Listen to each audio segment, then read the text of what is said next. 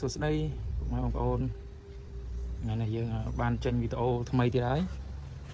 យើងបានទទួលទ្វារចំនួន4វងទ្វារមុខ2វងនិងទ្វារបន្ទប់2វងបងប្អូនណាប្រភេទជើចក្រមអានេះຂະຫນາດទ្វារបន្ទប់នេះគឺ80តែកម្ពស់វាគឺគ្រឿងខ្លីទេកម្ពស់វាតែ206ទេថ្ងៃនេះណាហើយនេះមួយស្លឹកទៀតហើយនឹងនៅលើនោះមួយស្លឹកទៀតបងប្អូនណានេះសាច់កដាលស្អាតបងប្អូនណាហើយទ្វារហ្នឹងក៏មានសុំមុខដែរសុំមុខដូចអាមុនអញ្ចឹងណាដូចវីដេអូមុនបើថាចំហៀងវាសងខាងហ្នឹងវាបានតែ30ជាងទេតែលើកនេះចំហៀងវាគឺបានដល់46បាទ46នេះសុំណាក្រោមពីនេះទ្វារមុខក៏តូចដែរកម្ពស់តែ2ម៉ែត្រ5ហ៊ុនទេហើយតឹងតែ1ម៉ែត្រ50ទេដោយសារផ្ទះគាត់ហ្នឹងគាត់ធ្វើតូចអញ្ចឹងណានេះអានេះសុំអានេះខាងលើកម្ពស់60កដាលទេសុំហ្នឹងគាត់ថាធំជាហៀងបងប្អូនណាហើយនេះនៅទ្វារបន្ទប់យើងបានដល់មួយទឹកបងប្អូនណាមួយទឹកធំល្អហ្នឹងហើយចាំមើលពេលខ្ញុំទៅតឡាងទ្វារនោះរួចខ្ញុំនឹងថតចែកជូនបងប្អូនទស្សនាបន្ថែម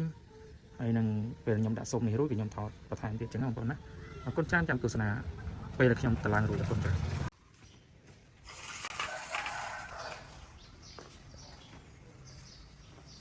នេះទ្វារមុខពីស្លឹក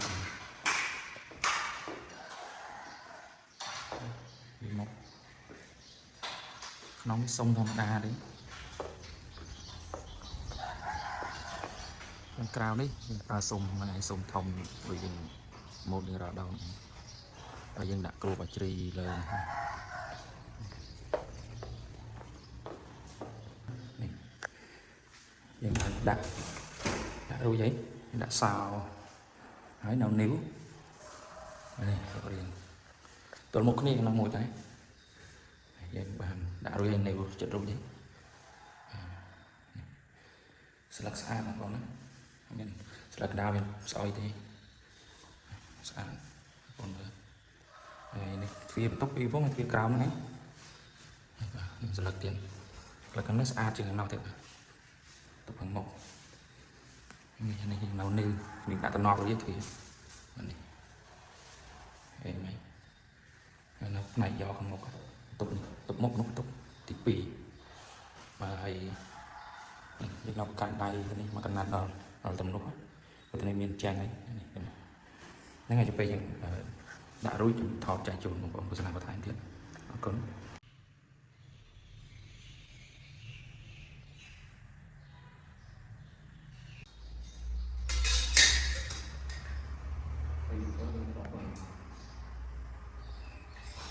ខ្ញុំយកមកកាត់ប្រកាន់ដៃចដាលដែរប្រើក្បាលបានសល់2នេះខ្ញុំលើនេះមួយក្រោមមួយទៀត2កាច់ហ្នឹងឯងខ្ញុំតាំងចិត្តរួចហើយតាំងក្បាលទៀតរួចកាន់ដៃវានោះសុំបន្តិចថ្នាំរួចទៅវា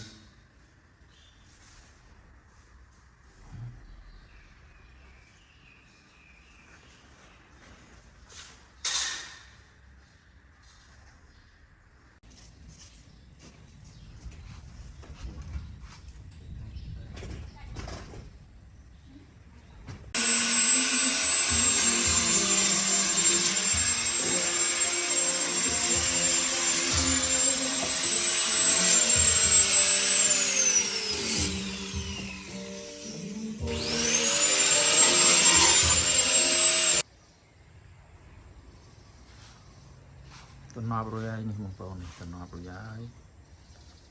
ថ្នាំទេខាងក្រោមយើងដាក់តាមក្រោយវិសាទឹកការ៉ូនោះបន្តិចអូខេអេមស្អាតហើយបងមើល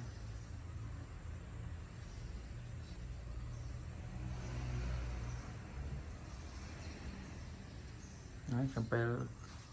ធ្វើថ្នាំហើយខ្ញុំថតបន្ថែមទៀត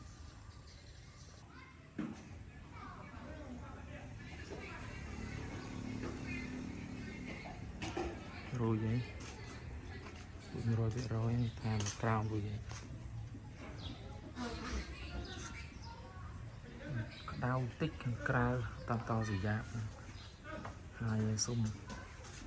sung dương hai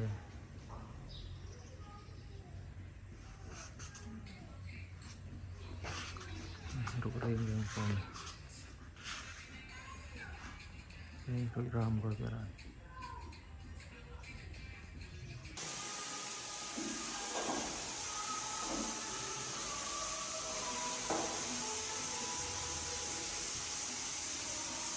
tốc rồi vậy